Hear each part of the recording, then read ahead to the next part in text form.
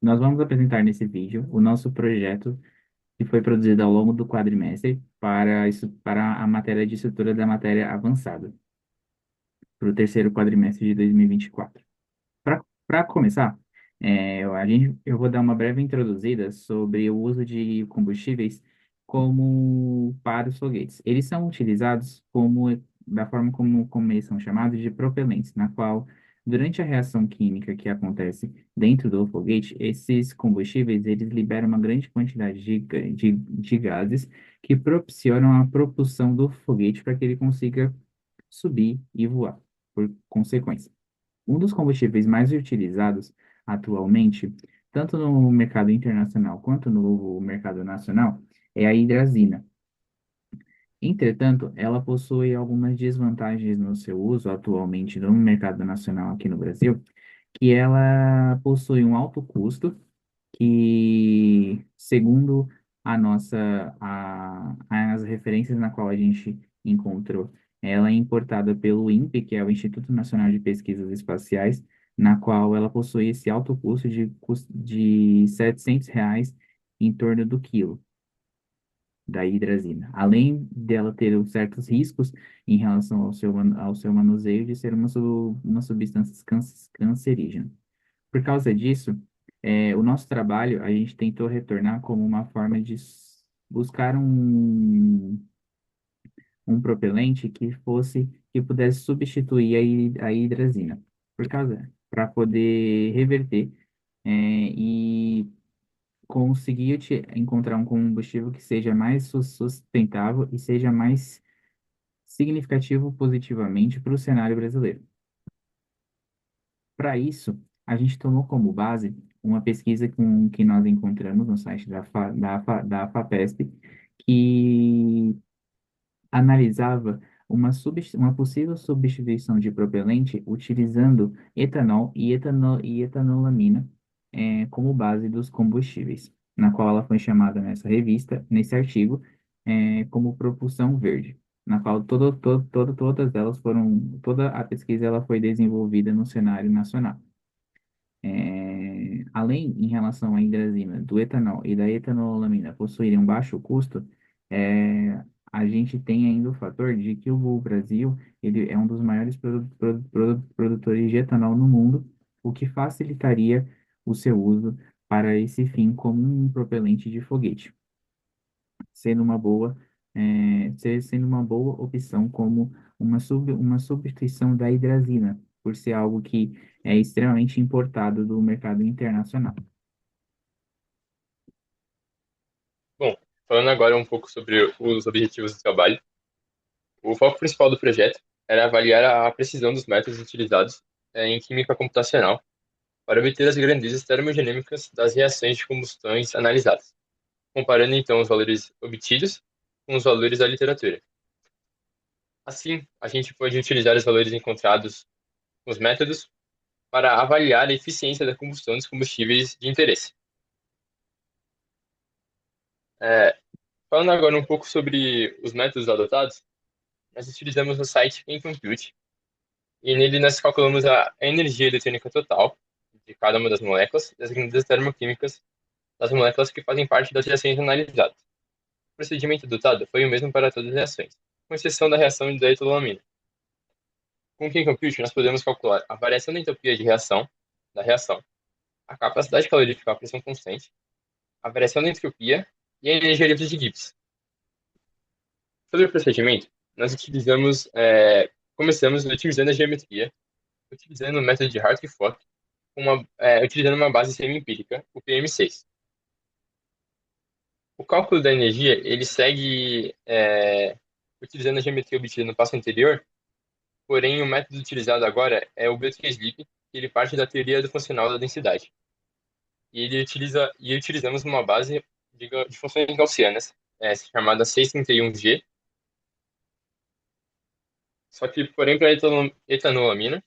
nós tivemos que utilizar um outro procedimento. Nós utilizamos o BT-SLIP com a base de funções gaussianas 631G para obter a geometria, e então calculamos a energia utilizando o mesmo método, porém com uma base de funções gaussianas maior, com um maior número de funções gaussianas.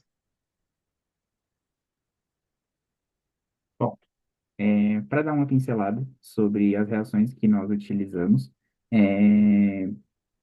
uma das principais reações que a gente pôde, para que a gente pudesse ter partir como base para poder calcular todos aqueles fatores termodinâmicos, nós partimos como base das seguintes reações. Para a hidrazina, nós consideramos duas reações que nós encontramos na literatura, que é a reação 1 da hidrazina em processo de combustão, formando gás, hidrogênio e água, e da reação 2 também de uma possível combustão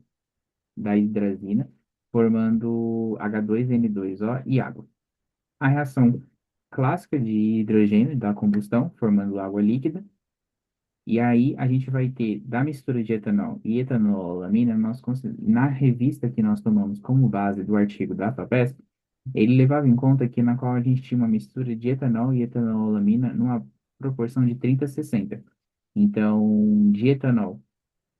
a gente partiu como base da reação de combustão de etanol mesmo, de etanol com O2 formando gás carbônico e água. E para a etanolamina, nós utilizamos também duas possíveis reações, na qual a primeira é uma reação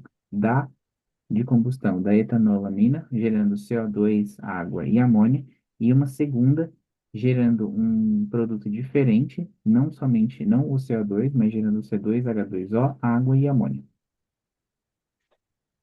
Assim, depois que nós geramos todos os valores de entalpia e entropia a 298 kelvins pelo método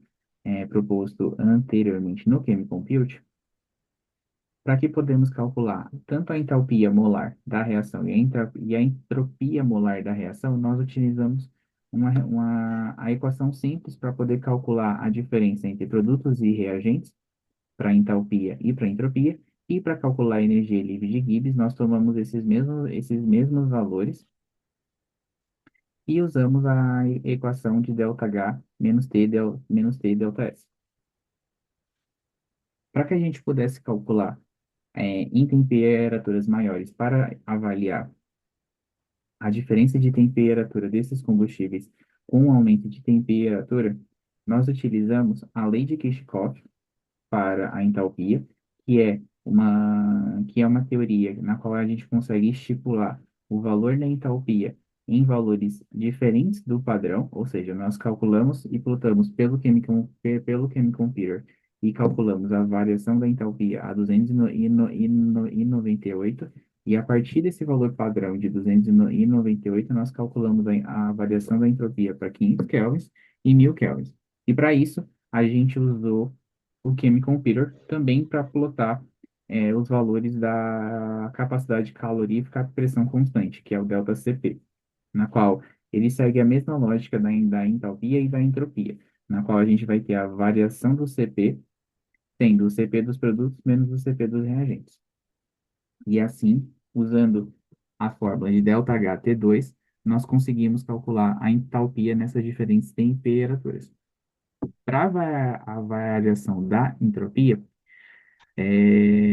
como uma forma de correção para facilitar os cálculos do ΔG em diferentes temperaturas, nós consideramos o mesmo valor de entropia que nós encontramos a 298, e passamos a considerar o mesmo valor para 500 kelvins e 1000 kelvins, para que assim a gente conseguisse calcular somente a variação da energia livre de Gibbs nessas temperaturas maiores. Bom, começando com os resultados sobre as reações da hidrazina, a gente tem uma primeira reação, que seria a combustão padrão da hidrazina, achada na literatura, e a segunda é uma reação isodésmica, que é uma reação que foi proposta, ela teoricamente não acontece, mas a gente propôs para avaliar o método. Aí a gente obteve como resultado valores negativos de entalpia, indicando uma reação isotérmica. Porém, para a primeira reação, a diferença com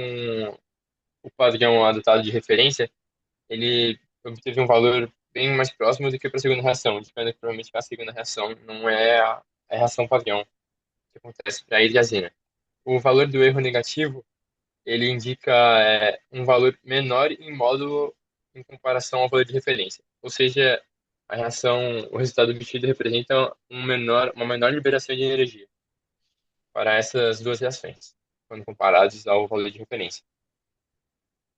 Nas demais temperaturas, a gente obteve também valores de entalpia negativos. A entropia a gente teve que considerar constante para facilitar os cálculos, porém a energia livre de Gibbs ela se manteve negativa, indicando um processo espontâneo. E os valores são maiores para a reação 1, que é a reação padrão de combustão da hidrogênio. Bom, agora para falar sobre as reações que analisamos para a combustão do hidrogênio, tomando como base a reação clássica de combustão do hidrogênio formando água, primeiramente a 298 Kelvin, o nosso valor de referência também deu uma entalpia com um valor de erro, com um valor de erro pequeno de apenas 10%, na qual a gente obteve pelo Chemical Computer, um valor próximo ao valor que encontramos pela literatura. E tanto o valor que encontramos pela literatura, quanto para a entalpia, quanto o valor da entropia, foram valores próximos, na qual a gente considerou uma boa aproximação feita pelo Chemical Computer, na qual utilizamos todos os métodos analisados e citados anteriormente. E aqui nós também analisamos as reações de combustão do hidrogênio para 500 Kelvin e 1000 Kelvin. Somente aqui nessas reações nós apenas não conseguimos encontrar valores de referência, por causa que todos eles são à base de 98 kelvins, tanto no NIST, e o site onde pegamos a maior parte das referências dos nossos dados, quanto em alguns livros clássicos que utilizamos na universidade. Todos eles são a 298, por isso que para poder não conseguimos achar nenhum valor de referência para poder comparar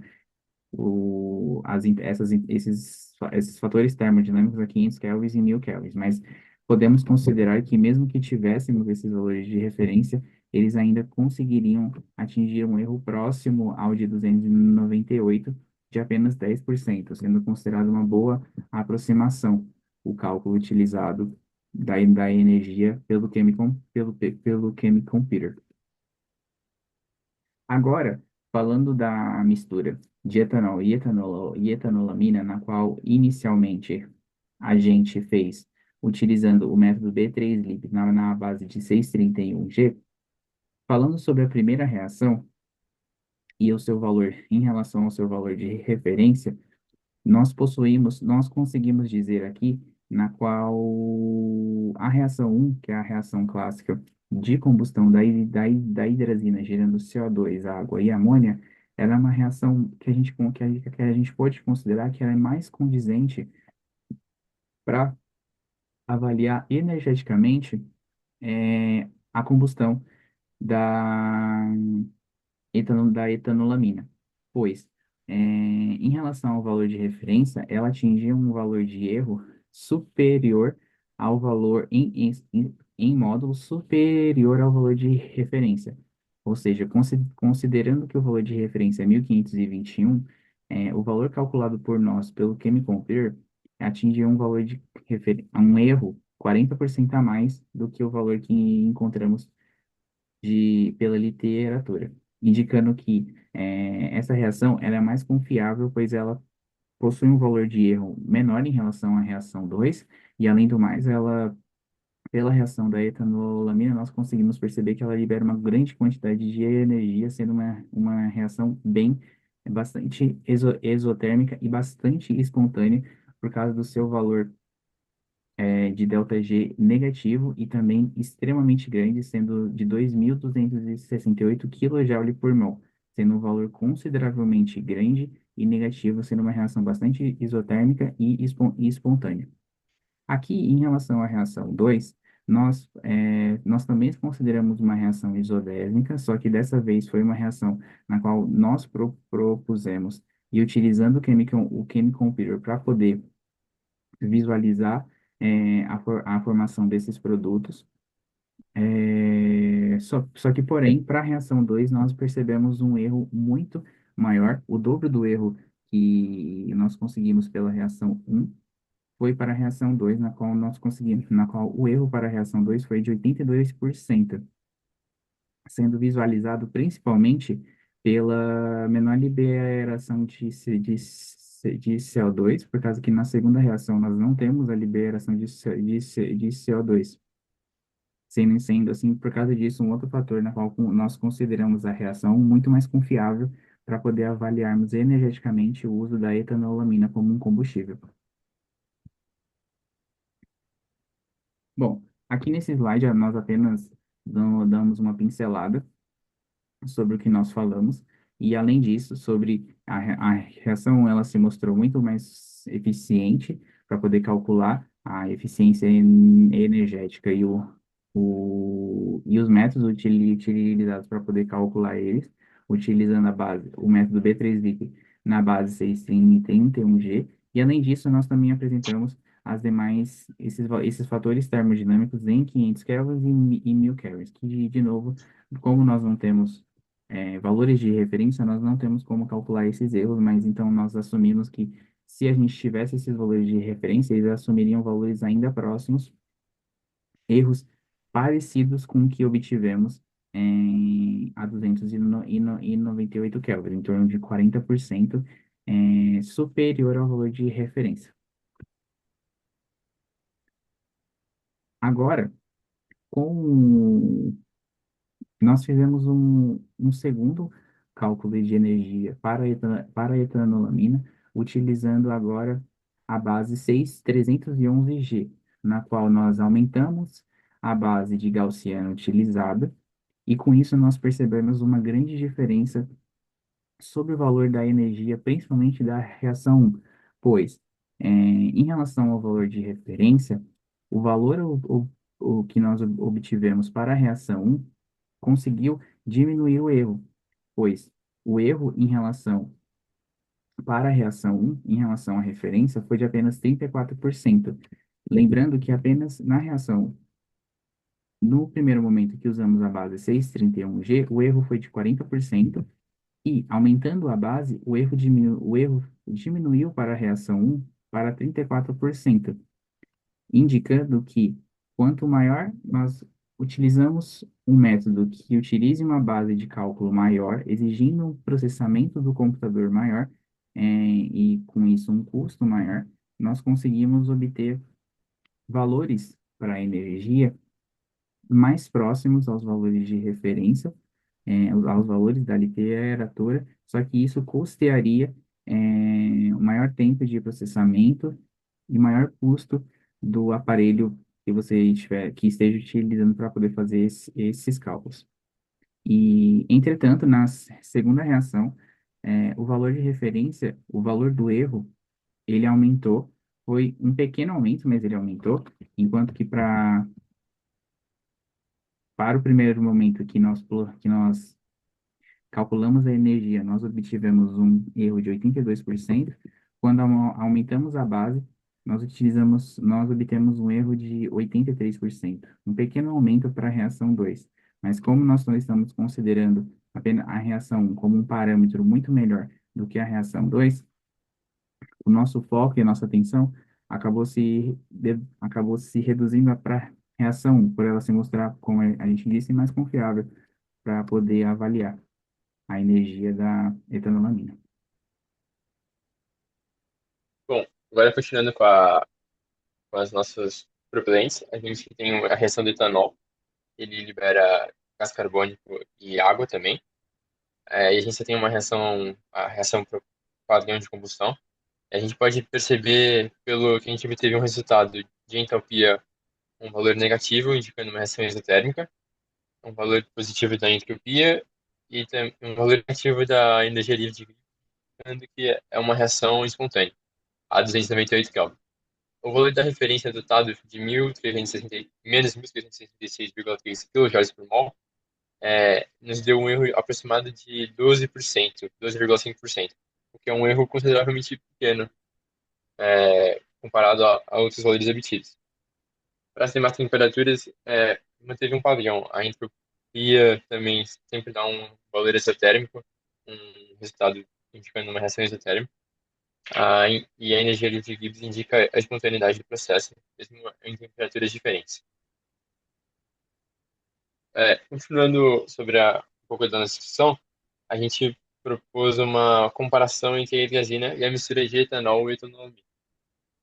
Nessa tabela a gente tem o valor da combustão da hidrazina obtido pelo Can Compute e a mistura de etanol e etanolina foi calculada na proporção 60-30, porque além da etanol e etanolamina, também tem 10% na composição do combustível de sais de cobre. A gente não levou em consideração para o cálculo durante esse projeto. Porém, a diferença obtida no valor da entalpia